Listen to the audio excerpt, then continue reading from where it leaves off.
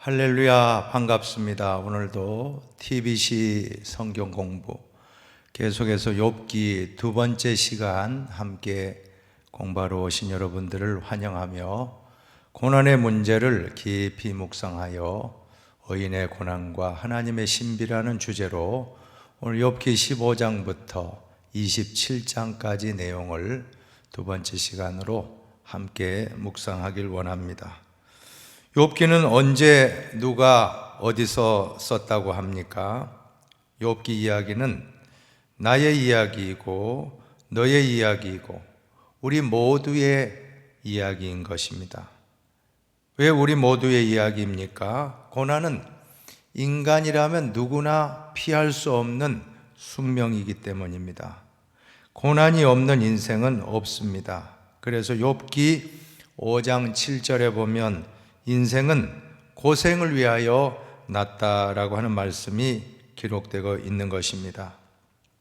이 욥이라고 하는 인물을 통해서 고난의 문제, 특별히 하나님의 정의, 신정론을 다루게 되는데 이 세상에 왜 악이 존재하는가? 하나님이 선하게 창조하신 이 세상에 왜 고난이 존재하는가?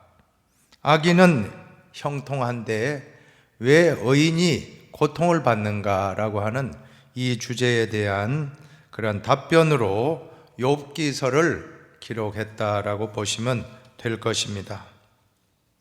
오늘 저는 전체적인 욥기의 그 개요를 한 번 더 짚어보고 두 번째 단락을 묵상하길 원합니다. 욥기는 42장으로 구성이 되어 있습니다. 1장부터 2장까지는 욥의 환난입니다. 이유를 알 수 없는 갑작스러운 환난이 닥쳐와서 전 재산을 잃고 자녀들은 다 죽고 또 욥에게는 큰 질병의 고통, 악성 피부병으로 큰 고통을 겪게 되고 이 와중에서도 욥은 모든 것을 주신 분도 여호와시오 거두어 가시는 분도 여호와시오니 여호와 이름이 찬송을 받으실지니이다 라고 그는 고백하면서 하나님을 끝까지 버리지 않았습니다. 심지어 아내가 하나님을 욕하고 죽으라고까지 저주했을 때 뭐라고 했습니까? 우리가 하나님께 복을 받았은즉 화도 받지 않겠느냐. 모든 인간의 생사와 복은 하나님께 있다라고 하며 입술로 범죄하지 아니하였다라고 했습니다. 그러나 욥은 3장에 보면 자신이 태어난 날을 저주하고 있습니다. 욥도 연약한 인간이었기 때문에 자신이 너무나 큰 고통을 계속 당하게 되었을 때 그는 자기가 태어난 날을 저주하며 차라리 태어나지 않았으면 좋았을 것을이라고 욥기 3장에 그는 고백을 한 것입니다. 오늘 우리는 욥기 3장을 통해서 오히려 욥도 우리와 똑같은 성정을 가진 인간이구나, 오히려 더 우리는 은혜를 받게 되는 것입니다. 4장부터 27장까지는 욥과 세 친구들의 세 바퀴 토론이 진행이 되는 것입니다. 왜 세 바퀴 토론입니까?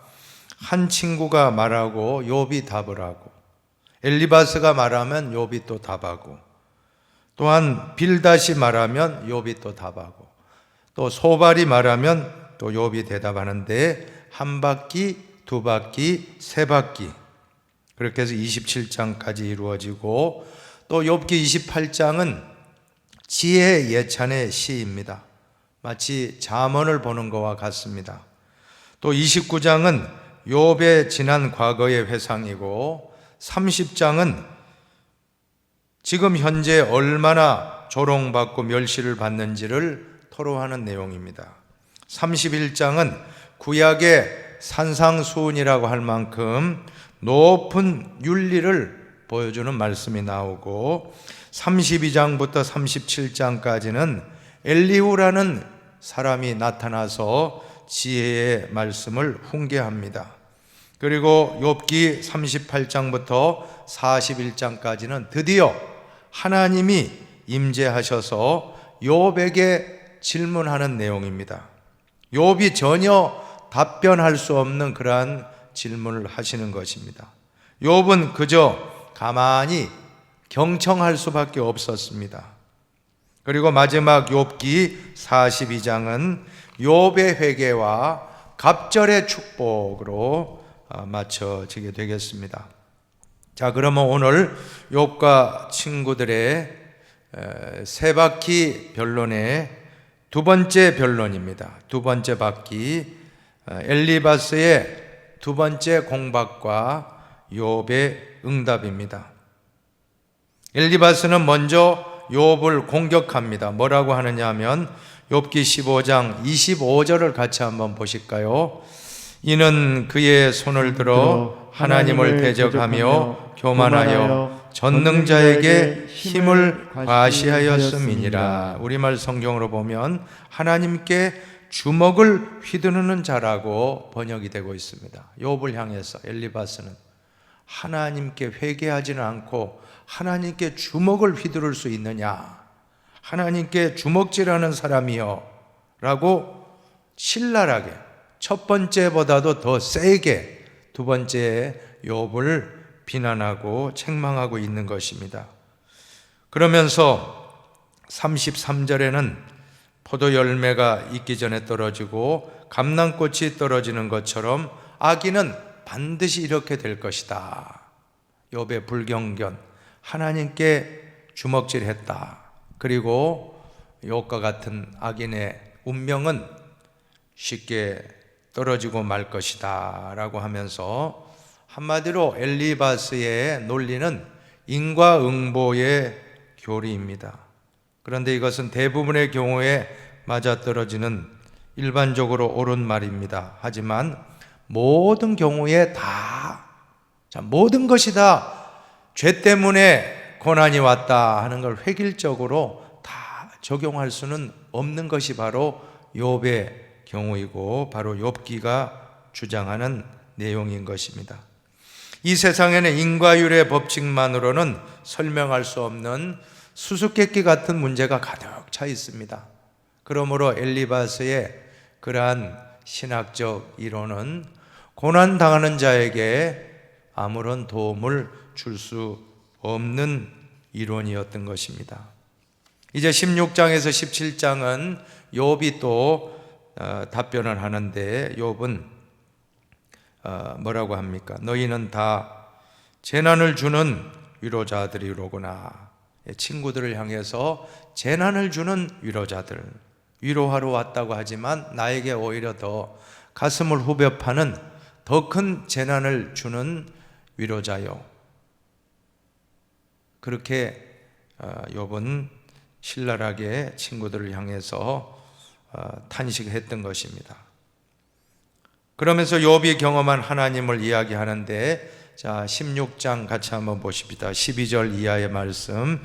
내가 평안하더니 그가 나를 꺾으시며 내 목을 잡아 나를 부서뜨리시며 나를 세워 관역을 삼으시고 그의 화살들이 사방에서 날아와 사정없이 나를 쏘므로 그는 내 콩팥들을 꿰뚫고 그는 내 슬개가 땅에 흘러나오게 하시는구나. 얼마나 참 하나님이 나를 연단하시는데 지금 다 나를 꺾으시고 또한 목을 부서뜨리시고 관역을 삼아 화살을 사정없이 쏘아붙이시니까 나는 화살에 맞고 콩팥이 구멍 뚫리고 쓸개는 다 흘러나오게 되었다.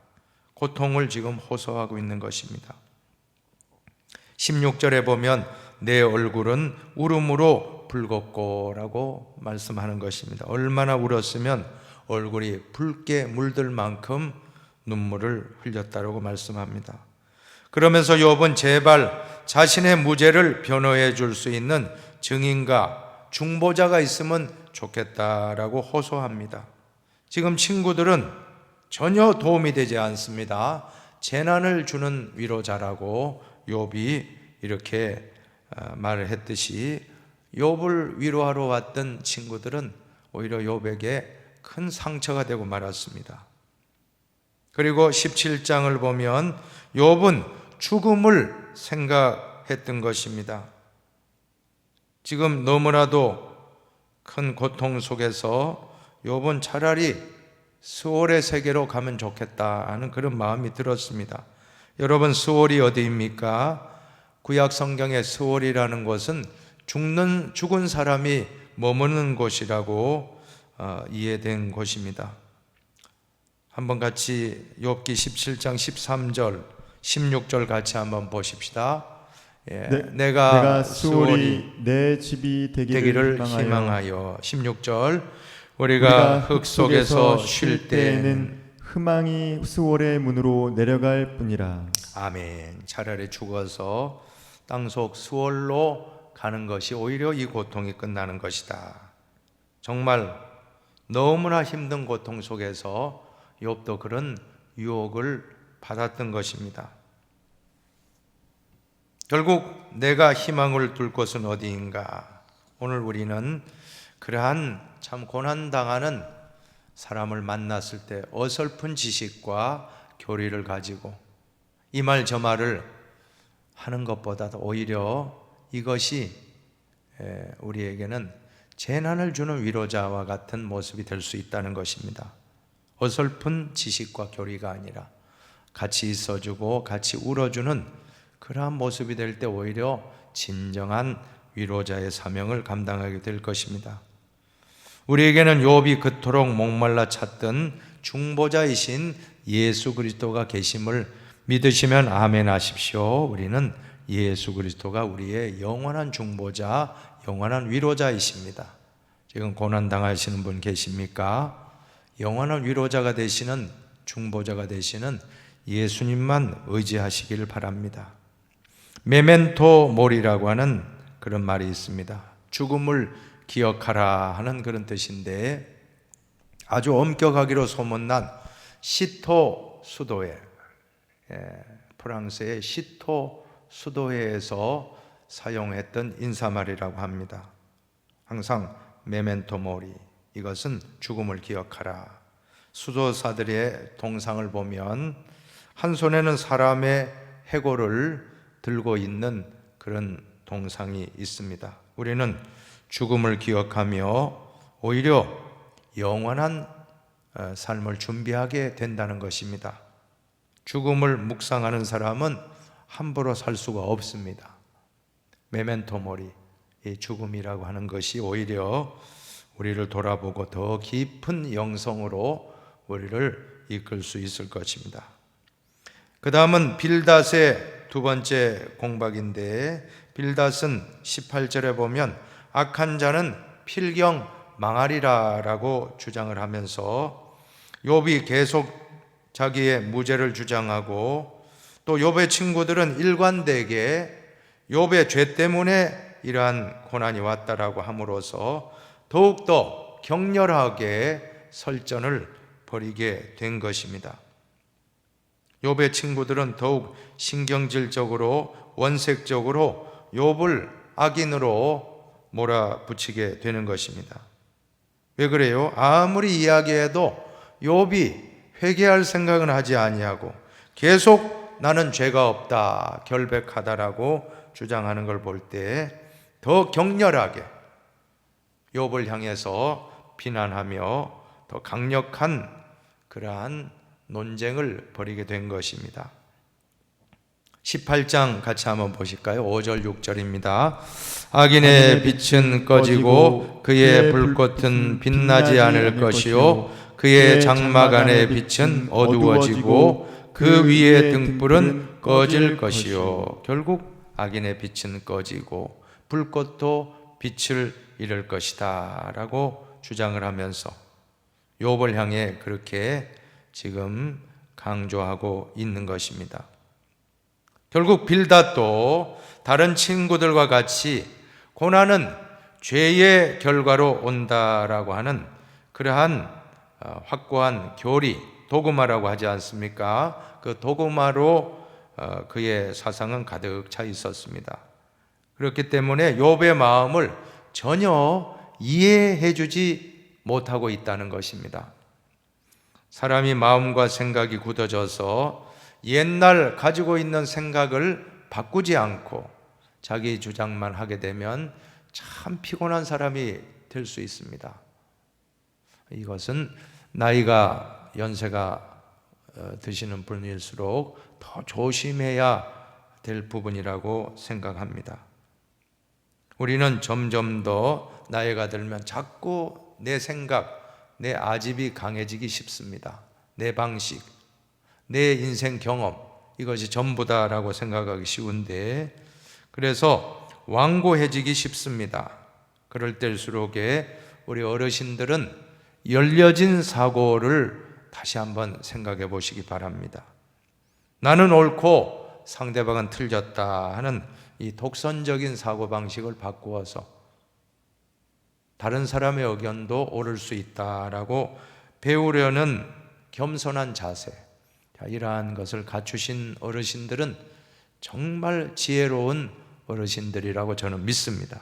그러나 오늘 빌닷은 자기 교리에 갇혀서 고난은 죄의 결과이다라고 하는 이 확고한 도그마를 가지고서 전혀 바꿀 생각을 하지 않으니까 지금 욥의 고난의 문제를 전혀 해석할 수 없고 서로 간에 공감이 없이 계속 논쟁만 하게 되는 그런 문제가 발생했던 것입니다. 이제 19장에는 욥의 답변인데, 욥은 얼마나 지금 참 답답한지 이 욥기 19장의 말씀은 욥기의 절정이라고도 말하는데, 2절로 12절에 보면 친구들의 말이 비수가 되어서 욥의 가슴에 꽂혔다라고 하는 것입니다. 욥은 친구들의 말에 조목조목 반박하고 있습니다. 미국의 시인 헨리 워즈워드 롱펠로우라는 유명한 시인이 있는데, 그 시인의 시 중에 화살과 노래라는 시가 있습니다. 제가 한번 낭독해 드릴게요. 하늘을 우러러 나는 활을 당겼다. 화살은 땅에 떨어졌었지. 그 어딘지는 몰라도 그렇게도 빨리 날아가니 날아가는 그 화살을 누가 볼 수 있으랴. 하늘을 우러러 나는 노래를 불렀다. 노래는 땅에 떨어졌었지. 그 어딘지는 몰라도 시선이 제 아무리 예리하고 강한들 날아가는 노래를 그 누가 볼 수 있으랴. 오랜 오랜 세월이 흐른 후 한 느티나무에서 나는 보았다. 아직 꺾이지 않은 채 박혀있는 화살을. 노래도 처음부터 끝까지 나는 들었다. 한 친구의 가슴 속에 살아있는 것을. 오랜 옛날에 공중으로 화살을 쏘아 보냈는데 시간이 지내 보니까 나무에 박혀있는데 그대로 화살이 있었다라고 하는 것입니다. 또 먼 훗날 아름다운 노래를 허공을 향해 불렀는데 그 노래가 친구의 마음속 가슴 속에 그대로 남아 있었다라고 하는 것입니다. 여러분, 화살은 무엇이고 노래는 무엇입니까? 시인이 말하고자 한 것은 남을 공격하는 화살과 같은, 이러한 것이 꽂히면 세월이 아무리 가도 그대로 박혀 있다는 것입니다. 우리가 다른 사람의 마음속에 비수를 꽂기를 원하십니까? 아니면 아름다운 노래를 불러주시기를 원하십니까? 오늘 욥의 친구들은 욥을 위로한다라고 왔지만 욥에게 비수를 꽂고 말았던 것입니다. 욥은 가장 가까운 친구에게 이러한 어려움을 당하고 고난을 당하고 오히려 위로받기보다는 가슴에 상처에 소금을 뿌리는 것 같은 큰 고통을 당하고 말았습니다. 그래서 이런 상황 속에서 욥은 한 가지 고백을 하는데 욥기 19장 25절을 한번 같이 읽어보실까요? 내가 알기에는 나의 대속자가 살아계시니 마침내 그가 땅 위에 서실 것이라. 대속자가 살아계신다. 이 성경 본문 욥기 19장 25절은 바로 핸델의 메시아 3부의 주제곡으로 알려지고 있습니다. 그리고 요한 웨슬리의 동생 찰스 웨슬리라고 하는 분이 작사한 찬송가 170장, 우리 찬송가 170장을 보시면 내 주님은 살아계셔 날 지켜주시니 그 큰 사랑 인하여 나 자유 얻었네. 내 주님은 살아계셔 날 지켜주시니 그 큰 사랑 인하여서 나 자유 얻었네. 찬송가 170장의 그 가사가 바로 욥기 19장 25절을 통해서 영감을 받은 그런 찬송인 것입니다. 나의 대속자가 살아계신다. 내 주님은 살아계신다. 여러분과 저의 가슴 속에 예수님이 살아계심을 믿으시면 아멘 하십시오. 여러분, 욥은 하나님을 인식함에 있어서 이중성을 지금 보여주고 있습니다. 하나님이 자신을 무자비하게 공격하시는 그러한 원수가 되시는 동시에 구속자가 되신다라고 고백하고 있는 것입니다. 욥은 자신이 겪는 고통의 궁극적인 기원이 하나님께 있을 뿐만 아니라 최종적으로 이 고통에서 구원해 주실 분도 하나님이심을 고백하는 것입니다. 욥은 현재의 고통 때문에 견딜 수가 없어 자신이 겪는 고통의 부당성을 하나님께 항의하지만 고통의 출구 또한 하나님뿐이심을 깨닫고 하나님께 소망을 두고 있는 것입니다. 이러한 욥의 영적인 갈등과 투쟁은 욥을 점점 더 성숙한 믿음으로 이끌고 있는 것입니다. 이제 소발의 두 번째 공박입니다. 두 바퀴 마지막 소발의 공박. 욥기 20장입니다. 재물을 삼켰을지라도 소발은 욥의 희망을 다 반박하고 있습니다. 욥의 주장은 다 깨닫지 못하고 슬기롭지 못한 미련함에서 온 것이라고 폄하하고 있습니다. 욥기 20장 5절로 7절 같이 한번 보실까요? 악인이 이긴다는 자랑도 잠시요 경건하지 못한 자의 즐거움도 잠깐이니라. 자기의 똥처럼 영원히 망할 것이라. 여러분, 소발의 이러한 주장은 악인은 망한다. 이거 뭐 틀린 말이 아니죠. 소발의 말은 일반적으로 하나도 틀린 것이 없는 옳은 말이 틀림없습니다. 지나친 탐욕에 사로잡혀 이웃을 괴롭히는 악인은 거기에 상응하는 벌을 받을 것은 우주의 법칙이라고 하는 것입니다. 그러나 예외도 있음을 알아야 하는데 바로 욥의 경우가 예외였던 것입니다. 우리는 한 가지 깨닫는 것은 자기가 생각하는 바를 모든 사람에게 다 적용시키지 말자는 것입니다. 지금 욥은 죄 때문에 고난을 당하는 것이 아니었습니다. 예외가 있음을 인정해야 되는데 오늘 소발은 엘리바스와 빌닷처럼 계속적으로 한 가지 생각으로 모든 것을 다 그 틀에 맞춰서 주장하니 문제가 발생하는 것입니다. 현세 응보론이 하나의 이데올로기로 굳어질 경우 어떻게 되겠습니까? 기득권을 가지고 온갖 부귀영화를 누리는 사람들에게는 하나님 축복을 받았다라고 자기 합리화와 체제 보장을 갖게 해주지만 가난하고 병들고 고통당하는 사람들, 밀려난 사람들에게는 죄책감과 자기 포기를 심어줄 수 있는 위험성이 있다는 것입니다. 하나님은 인과응보 교리에 얽매여 있는 좁은 하나님이 아니십니다. 하나님은 우리의 선행이나 공로 때문에 우리를 사랑하시는 것이 아니고 우리가 허물이 많고 자격이 없음에도 불구하고 값없이 은총을 베풀어 주시는 분이심을 우리는 믿어야 합니다. 이것이 은혜인 줄로 믿습니다. 신앙은 공로가 아니라 은혜라고 하는 것입니다. 이제 21장 욥의 응답입니다. 어찌해서 악한 자들이 번성하느냐 번영하느냐. 자, 한번 우리 욥기 21장 7절 17절 한번 같이 읽어보실까요? 읽습니다. 어찌하여 악인이 생존하고 장수하며 세력이 강하냐.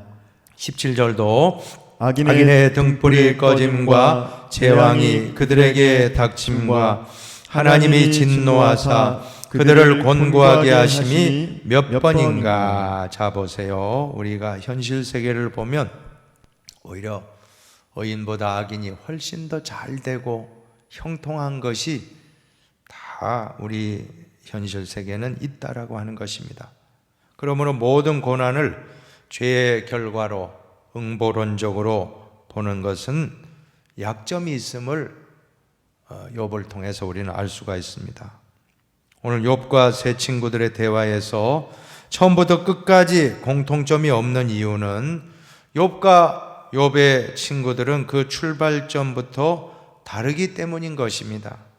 욥의 친구들은 인과율의 교리로부터 출발했지만 욥은 이해할 수 없는 고통을 당하는 리얼한 현실로부터 출발하고 있다는 것입니다. 출발점이 달라요. 욥의 세 친구는 인과응보, 인과율로 교리로 출발했지만 욥이 지금 겪고 있는 고통, 욥은 리얼한 현실에서부터 출발한데 이것이 평행선을 달릴 수밖에 없다는 것입니다.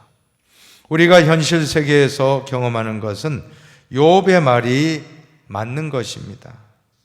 현실에서는 악인이 멸망을 당하는 것이 아니라 오히려 잘 먹고 잘 사는 경우 훨씬 더 많을 수 있습니다. 악인이 형통하는 것처럼 보이고 의인이 고통을 당하는 것처럼 보이는 현실 속에서 그럼에도 불구하고 하나님을 믿고 신뢰할 수 있다면 이것이야말로 욥기가 추구하는 참된 신앙의 본질, 이것이야말로 참된 신앙의 본질, 즉 아무 보상을 바라지 아니하고 믿는 순수한 신앙인 것입니다. 자, 그래서 우리는 이 고난을 보는 관점을 너무 협소하게 획일적으로 죄지어서 지금 당신이 재난이 왔다, 이것은 너무나 단편적이고 너무나도 협소한 고난관입니다. 좀 넓혀야 될 필요가 있는데 욥기를 통해서 우리가 깨닫게 되는 것은 이 고난의 목적이 있다는 것입니다. 이 고난을 통해서, 이 고난의 풀무불을 통해서 연단받은다면은 정금과 같은 믿음으로 나오게 될 것이다 라고 하는 것입니다. 이것이 바로 순수한 믿음. 고난을 당하면 당할수록 그 고난 당한 분의 믿음은 정말 순수한, 정금보다 보배로운 순수한 믿음의 사람으로 거듭나게 되는 것입니다. 이제 엘리바스의 세 바퀴 세 번째 공박인데 엘리바스가 또 공격을 합니다. 언제까지 악한 길을 고집할 것인가? 엘리바스는 계속해서 욥이 죄를 지었기 때문에 징벌을 받고 있다라고 굽히지 않습니다. 그리고 심지어 이번에는 이웃과의 관계 속에서 욥이 지은 죄를 목격이라도 했듯이 상세하게 죄를 지적까지 하고 있습니다. 22장에 몇 절을 같이 한번 보세요. 5절로 7절까지. 내 악이 크지 아니하냐, 내 죄악이 끝이 없느니라. 까닭 없이 형제를 볼모로 잡으며 헐벗은 자의 의복을 벗기며 목마른 자에게 물을 마시게 하지 아니하며 줄인 자에게 음식을 주지 아니하였구나. 여러분, 욥은 그런 행동한 적이 없습니다. 우리 욥기 1장에 보면 얼마나 신실한지를 우리는 알고 있거든요. 이것은 지금 이 보세요. 고정관념에 딱 박혀서 이제 내 주장을 펼치기 위해서 이제 이러한 거짓말까지 지금 섞어서 자기 주장을 펼치게 되었다라고 하는 것입니다. 한 번 더 욥기 22장 같이 한번 보십시다. 너는 하나님과 화목하고 평안하라. 그리하면 복이 내게 임하리라. 내 보화를 티끌로 여기고 오빌의 금을 계곡의 돌로 여기라. 그리하면 전능자가 제 보화가 되시며 내게 고귀한 은이 되시리니 황금을 보기를 돌같이 알라. 그러면 하나님이 황금이 되어 주신다. 얼마나 멋있는 말입니까? 참으로 좋은 말이죠. 욥이 황금을 사랑해서 하나님이 저런 고난을 주셨습니까? 그게 아니라는 것입니다. 이것이 옳은 말이지만 욥에게는 맞지 않습니다. 엘리바스의 말은 구구절절이 옳은 말이지만 시이 적절한 말은 아니라고 하는 것입니다. 옳은 이야기가 모든 사람에게 무조건 다 보편타당하게 적용되는 것은 아닌 것입니다.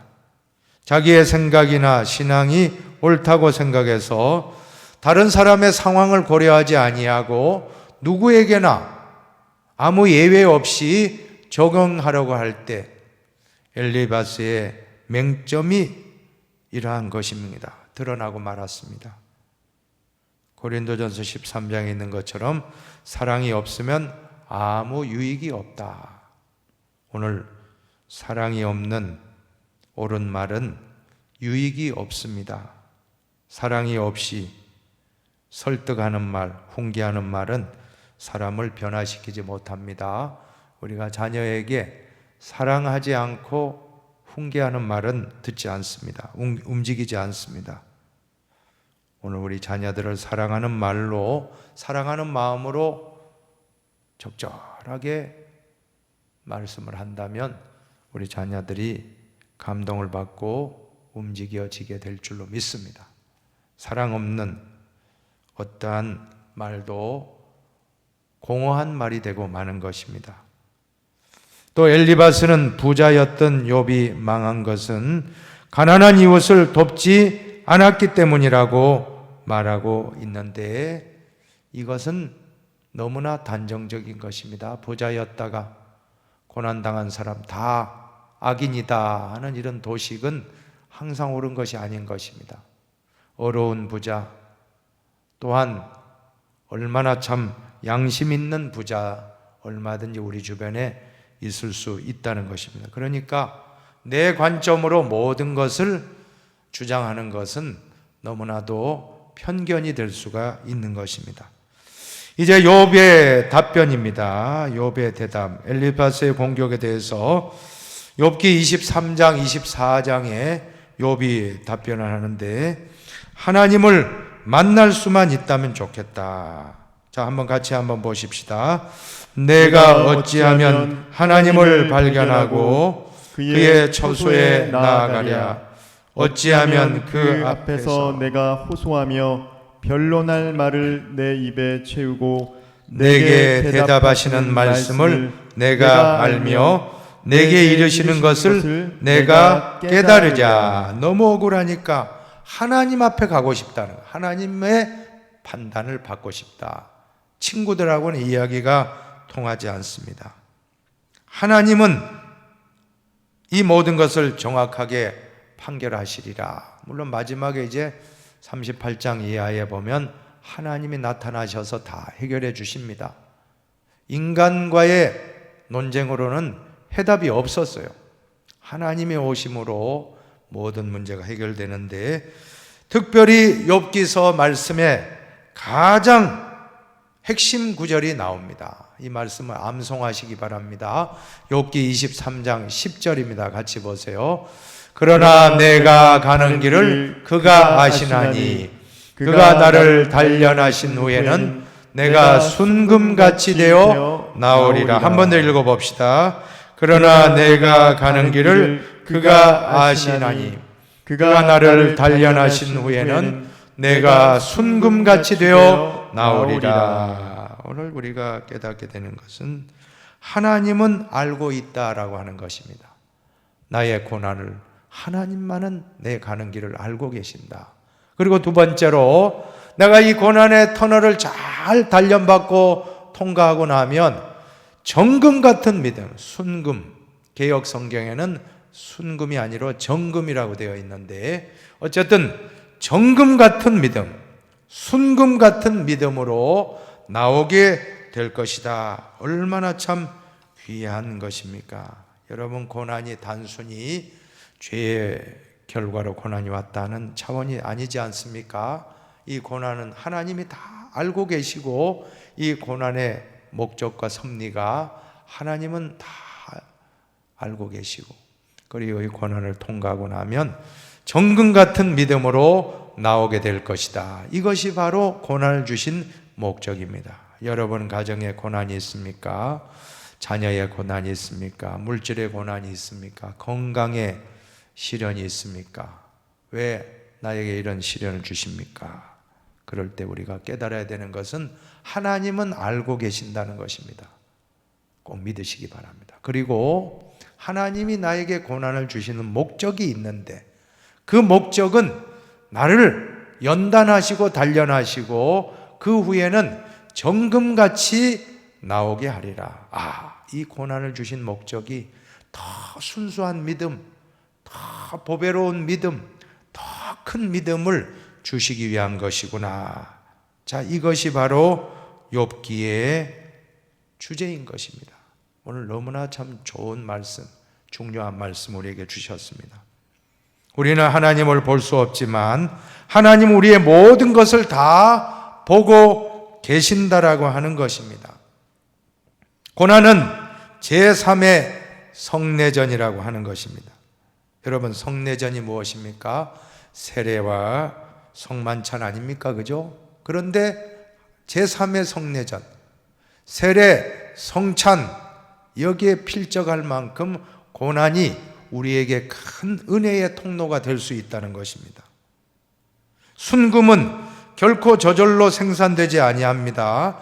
뜨거운 고통스러운 연단 과정을 통해서 순금이 만들어진다는 것입니다. 그러므로 고난은 하나님의 은총으로 성화되는 시간인 것입니다. 그래서 욥기 42장 5절 보세요. 정화됐어요. 욥이 어떻게 정화됩니까? 같이 보십니다. 내가 죽게 대하여 귀로 듣기만 하였사오나 이제는 눈으로 주를 배움나이다. 여러분, 산상수훈의 말씀 떠오르죠? 어떤 사람이 눈으로 하나님 볼 수 있습니까? 마음이 깨끗한 자가 복이 있나니 하나님을 볼 것임이라 라고 말씀하지 않습니까?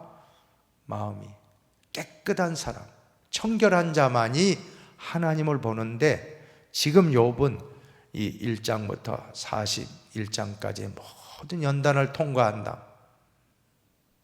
마지막 장에 가서는 그의 마음이 깨끗해진 것입니다. 그래서 하나님을 눈으로 보게 되는 그런 놀라운 신비한 체험을 하고, 그는 거기에서 온전한 하나님께 대한 회개와 더불어 갑절의 축복을 받으며 그의 삶이 변화되는 시간이 되었던 것입니다. 이제 빌닷의 세 번째 공박입니다. 어떤 내용입니까? 어찌 사람이 하나님 앞에서라고 주장하면서 가장 이 욥기 42장 중에서 오늘 25장이 제일 짧은 장입니다. 짧은 장인데 한번 4절과 6절을 한번 보실까요? 그런즉 하나님 앞에서 사람이 어찌 어렵다 하며 여자에게서 난 자가 어찌 깨끗하다 하랴. 하물며 구더기 같은 사람 벌레 같은 인생이랴. 여러분, 하나님 앞에서 깨끗한 사람 없지요. 맞는 말이에요. 그러나 지금 욥에게 할 말은 아니라는 것입니다. 모든 것은 경우에 합당한 말을 해야 되는데 시적절한 말을 해야지 그렇지 못하다는 것이 문제입니다. 우리가 고난당한 이웃을 만났을 때 깨닫게 한답시고 훈계한답시고 하는 말이 그것이 큰 상처가 될 수 있다는 것을 우리는 깨달아야 합니다. 여러분, 내가 깨닫게 하는 게 아닙니다. 나는 위로할 뿐입니다. 나는 하나님을 의지하고 기도해 줄 뿐이고 그 사람을 깨닫게 하는 분은 하나님이신 줄로 믿으시기 바랍니다. 그래서 우리는 말하지 말고 다가 손잡아주고 눈물 흘려주고 기도해주면 하나님이 그 사람에게 꿈속에서라도 만나게 하시고 그 사람을 기도 중에도 만나게 하시고 어떤 환상을 보여서 어떤 음성을 들려주셔라도 그 사람에게 깨닫게 하시는 분은 인간이 아닙니다. 하나님이 깨닫게 해야만이 변화가 일어나고 감동을 받고 그 모든 것을 수용할 수 있게 된다는 것입니다. 또 한 가지, 오늘 빌다시 구더기 같은 자여 입을 다물라 라고 하는데, 자, 이것은 잘못된 것입니다. 너무 우리가 자신을 비하해서도 안 되겠습니다. 인간이 하나님 앞에서 자기를 지나치게 비하하는 것도 그것도 문제라고 하는 것입니다. 왜냐하면 인간은 하나님의 형상대로 지음받은 하나님보다 조금 못한 존재라고 시편 8편에 기록하고 있습니다. 또한 예수 그리스도 안에서 우리는 잃어버린 하나님의 형상을 다 회복했습니다. 그런즉 누구든지 그리스도 안에 있으면 새로운 피조물이라. 이전 것은 지나갔으니 보라 새 것이 되었도다. 그러므로 그리스도인은 열등의식이나 낮은 자존감을 내려놓고 거룩한 자존감을 가지고 자기를 사랑하며 살아야 하는 것입니다. 하트 잘 예쁘게 잘 나왔네요. 여러분, 사랑하시기 바랍니다. 하나님을 사랑하고 이웃을 사랑하지만 거기에 앞서서 나 자신도 사랑하시기를 바랍니다. 아니, 나 자신을 사랑하지 않는 사람이 이웃을 사랑하겠어요? 못합니다. 나 자신을 사랑해야지. 내가 구더기 같아, 나는 구더기처럼 그런 존재다 하는데 어떻게 다른 사람은 인격체로 대우해 줄 수 있습니까? 이것은 잘못된 것입니다. 여러분, 남을 사랑하기 전에 먼저 나도 사랑하고 나를 아끼시기 바랍니다. 내 영과 혼과 몸을 잘 귀하게 여기고 한 번밖에 없는 인생 살아가는데 우리는 건강하게 살아가야 될 것입니다. 그것이 바로 우리 자신을 아끼는 것은 다른 사람을 또 아끼는 것이 되는 것입니다. 이제 26장의 욥의 대답입니다. 욥은 대답합니다. 욥은 빌닷의 말을 이렇게 지적을 하면서 26장 같이 2절로 3절을 한번 같이 낭독합시다. 내가 힘없는 자를 참 잘도 도와주는구나. 기력 없는 팔을 참 잘도 구원하여 주는구나. 지혜 없는 자를 참 잘도 가르치는구나. 큰 지식을 참 잘도 자랑하는구나. 여러분대로 이렇게 참 빌닷의 말에 대해서 이렇게 또 욥이 조금 이렇게 지적을 한 다음에 5절에서 14절까지는 우주를 바라보면서 하나님의 위대하심을 찬양합니다. 여러분, 우주는 신비한 영역입니다. 욥이 제시하고 있는 신앙적 우주관은 현대 인간이 과학기술로 대답할 수 없는 영역 너머에 있는 신비의 문제인 것입니다. 아무리 과학이 발달했다 할지라도 인간의 지식으로 우주의 신비를 다 헤아릴 수는 없을 것입니다. 이제 27장 새 친구들에 대한 욥의 마지막 응답입니다. 내 양심은 깨끗하니라고 욥은 말씀을 합니다. 참 욥도 대단해요, 그죠? 끝까지 정말 굽히지 아니하고 욥도 자기의 결백을 주장을 하는 것입니다. 그리고 1절에서 6절에 보면 전능자의 사심을 두고 맹세하노니, 맹세라는 형식으로 자신의 결백을 주장합니다. 또 7절에서 12절을 보면 원수들에게 하나님의 준엄한 심판이 있을 것이라고, 또 악인들의 최후는 불행할 것임을 그는 확신하며 선포하고 있습니다. 그런데 여기에 또 문제가 있습니다. 여러분, 욥에게도 나름대로 자기 의의가 너무 강한 것은 아닌가? 이것이 함정이고 이것이 문제인데, 나중에 훗날 하나님을 눈으로 보고 난 다음 하나님 앞에서 자신이 얼마나 죄인된 존재를 깨닫고 고백하는 말씀 한번 읽고 마칩시다. 욥기 42장 5절로 6절입니다. 같이 읽고 마칩니다. 내가 주께 대하여 귀로 듣기만 하였사오나 이제는 눈으로 주를 배움나이다. 그러므로 내가 스스로 거두어드리고 티끌과 재 가운데서 회개하나이다.